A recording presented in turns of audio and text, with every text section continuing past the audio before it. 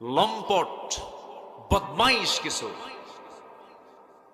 আমাকে গ্রেফতার করে নিয়ে চলে গেল। থানায় গিয়ে বসলাম, মামলা কি জানি না। শেষ পর্যন্ত আমাকে গ্রেফতার দেখিয়ে, ওয়ারেন্ট দেখিয়ে জেলখানায় পাঠানো হলো। জেলখানায় ঢুকলাম, ঢুকে দেখি সামনে এক বুড়া চাচা সামনে দাঁড়ানো। আমার দেখে লম্বা একখান সালাম দিল, দিয়া বলে, হুজুর আপনি জেলখানায় ঢুকলেন, খুব খুশি হয়েছি। বললাম, ঢুকলাম জেলখানায়, খুশি করে হলেন আপনি, এটা কেমন কথা? হুজুর ওয়াজ শুনি অনেক দূর থেকে, মুসাফা করতে পারি না, সাক্ষাৎ করতে পারি না, এত সুন্দর এত কাছে আসবেন, এর চাইতে কি বড় আনন্দ আর কিছু আছে নাকি?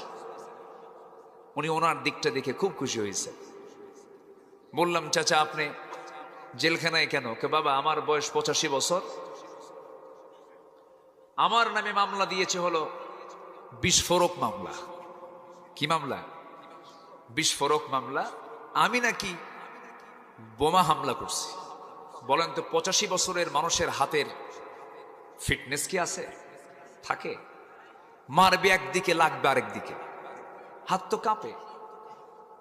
85 বছরের বৃদ্ধ মানুষটাও মামলা থেকে অব্যাহতি পায়নি।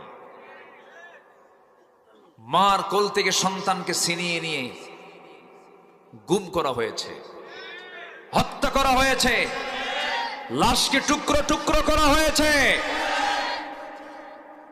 আয়নাঘর সাজানো হয়েছিল। Barrister Arman, brigadier general Abdul Ahilaman Azmi, এই দুজন ব্যক্তির সঙ্গে আমি সরাসরি কথা বলেছি। শুধু একটাই কথা বললেন কেঁদে কেঁদে, 8টি বছর আয়নাঘরে ছিলাম, আকাশের সূর্য দেখতে কেমন এটা আমাদের কিসমতে জোটে নাই।